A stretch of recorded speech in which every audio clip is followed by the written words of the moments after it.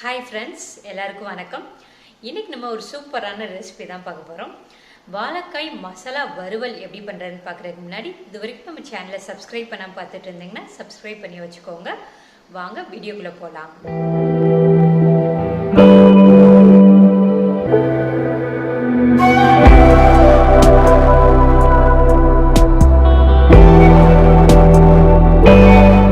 வாழைக்காய் மசாலா வறுவல் பண்ணுறதுக்காக நான் ஒரு வாழைக்காய் எடுத்திருக்கேன். வாழைக்காயை 2 ஓரத்துலேயும் கட் பண்ணிடலாம்.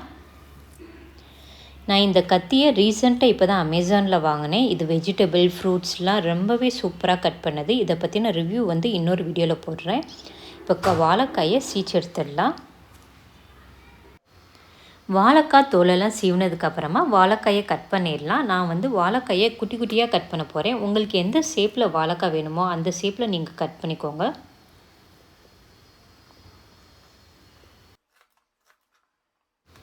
வாழைக்காயை நான் இந்த மாதிரி பொடிசாக கட் பண்ணி வச்சுருக்கேன். வாழைக்காயை கட் பண்ணிவிட்டு அப்படியே வச்சிட்டோம்னா வாழைக்காய் கருப்பாக ஆரம்பிச்சிடும். இந்த மாதிரி ஒரு பவுலில் தண்ணியை வச்சுட்டு தண்ணியில் போட்டு வச்சோம்னா நம்ம எப்படி கட் பண்ணோமோ அப்படியே ஃப்ரெஷ்ஷாக சூப்பராக இருக்கும். அதனால இந்த மாதிரி தண்ணியில் போட்டு வச்சுக்கோங்க கட் பண்ண உடனே. அடுத்து நம்ம வாழைக்காய்க்கு தேவையான பொருட்கள் ரெடி பண்ணிடலாம். வாழைக்காய் மசாலா வறுவல் பண்ணுறதுக்காக தேவையான தேங்காவை அரைச்சி எடுத்துடலாம். நான் ஒரு சில் தேங்காயை பொடிசாக கட் பண்ணி வச்சுருக்கேன். ஒரு சிலர் பார்த்திங்கன்னா தேங்காயை திருவி ஸ்டோர் பண்ணி வச்சுருப்பீங்க. தேங்காய் திருவல் சேர்க்குறதா இருந்தால் 3 டேபிள் ஸ்பூன் சேர்த்திங்கன்னா கரெக்டாக இருக்கும். அடுத்து 1 டேபிள் ஸ்பூன் சோம்பு, 1 டேபிள் ஸ்பூன் சீரகம், 1/2 டேபிள் ஸ்பூன் மிளகு. இது எல்லாத்தையுமே தண்ணி ஊற்றி நல்லா ஃபைன் பேஸ்ட்டாக அரைச்சிக்கோங்க. தேங்காயை நான் வலுவலுன்னு அரைச்சிட்டு வந்துட்டேன். இப்போ அடுத்து நம்ம வாழைக்காய் மசாலா வறுவல் செய்ய ஆரம்பிச்சிடலாம். அடுப்பில் ஒரு பேன் வச்சுட்டு 4 ஸ்பூன் எண்ணெய் ஊற்றிக்கோங்க. எண்ணெய் நல்லா காயட்டும். எண்ணெய் நல்லா காஞ்சதுக்கப்புறமா 1/2 ஸ்பூன் சோம்பு போட்டுக்கோங்க. கொஞ்சோண்டு கருவேப்பிலையை போட்டு தாளிச்சிக்கோங்க. ஒரு பெரிய வெங்காயத்தை பொடிசாக கட் பண்ணி சேர்த்துக்கோங்க. வெங்காயத்தை போட்டுட்டு நல்லா வதக்கி விட்டுருங்க. வெங்காயம் இந்த அளவுக்கு வதங்கினதுக்கப்புறமா இதில் 1 ஸ்பூன் இஞ்சி பூண்டு பேஸ்ட் போட்டு பச்சை வாசனை போகிற அளவுக்கு நல்லா வதக்கி விட்டுக்கோங்க. அடுத்து ஒரு தக்காளியை பொடிசாக கட் பண்ணி சேர்த்துக்கோங்க. தக்காளி கூட 1/4 ஸ்பூன் மஞ்சள் தூள், 1 ஸ்பூன் உப்பு போட்டு தக்காளி நல்லா கூட்டாக வதங்குற வரைக்கும் வதக்கி விட்டுக்கோங்க.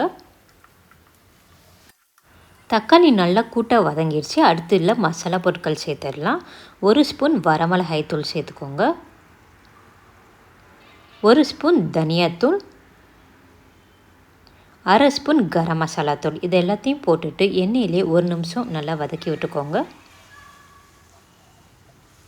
இதை வதக்கினதுக்கப்புறமா நம்ம அரைச்சி வச்சுருக்க தேங்காய் பேஸ்ட்டை இதில் ஊற்றிடலாம்.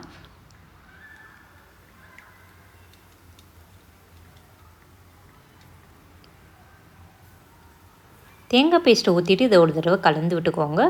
நம்ம அரைச்சி மிக்ஸி ஜாரில் கொஞ்சம் தண்ணி ஊற்றி அலசி ஊற்றிடலாம். அலசி ஊற்றிட்டு இதை ஒரு தடவை எல்லா பக்கமும் நல்லா கலந்து விட்டுறலாம். கலந்து விட்டதுக்கப்புறமா நம்ம கட் பண்ணி வச்சுருக்கிற வாழைக்காயை போட்டுட்டு இந்த மசாலாவோட எல்லா பக்கமும் நல்லா மிக்ஸ் பண்ணி விட்டுறலாம்.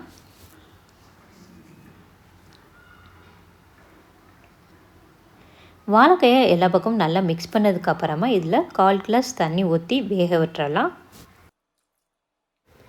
வாழைக்காயில் தண்ணி ஊற்றிட்டு லைட்டாக மிக்ஸ் பண்ணி விட்டு ஒரு மூடியை போட்டு மூடி ஒரு 5லேருந்து 10 நிமிஷம் வரைக்கும் வேக விட்டுக்கோங்க. அப்பப்போ திறந்து கிளறி விட்டு வேக விடுங்க. வாழைக்காய் வெந்துருச்சான்னு பார்க்கலாம். வாழைக்காய் மசாலா வறுவல் தண்ணியெல்லாம் உறிஞ்சு சூப்பராக வாழைக்காய் வெந்துருச்சு. இதை நம்ம எல்லாத்தையும் நல்லா கிளறி விட்டுறலாம். வாழைக்காய் மசாலா வறுவல் சூப்பராக ரெடி ஆயிடுச்சு. கடைசியாக கொஞ்சம் கொத்தமல்லி இலையை தூவிட்டு ஸ்டவ் ஆஃப் பண்ணிடலாம். சுவையான வாழைக்காய் மசாலா வறுவல் சூப்பராக ரெடி ஆயிடுச்சு. இதை வெரைட்டி ரைஸ், தயிர் சாதம் இது கூடலாம் வச்சு சாப்பிட்றப்ப இதோட டேஸ்ட் பார்த்திங்கன்னா சூப்பராக இருக்கும். இதில் தேங்காய்லாம் நம்ம அரைச்சி ஊற்றி பண்ணியிருக்கிறதுனால இது கறி டேஸ்ட்டில் செம்மையாக இருக்கும். இந்த மாதம் நான்வெஜ் சாப்பிடாதவங்கெல்லாம் இந்த மாதிரி வாழைக்காய் மசாலா ஃப்ரை பண்ணி சாப்பிட்டு பாருங்கள். இது கறி டேஸ்ட்டில் செம்மையாக இருக்கும். ஸோ இதே மாதிரி நீங்களும் செஞ்சு பாருங்கள். செஞ்சு பார்த்துட்டு உங்களோட ஃபீட்பேக் என்னோட ஷேர் பண்ணுங்கள். நாளைக்கு வேறு ஒரு ரெசிபியோட மீட் பண்ணுறேன். See you. Bye.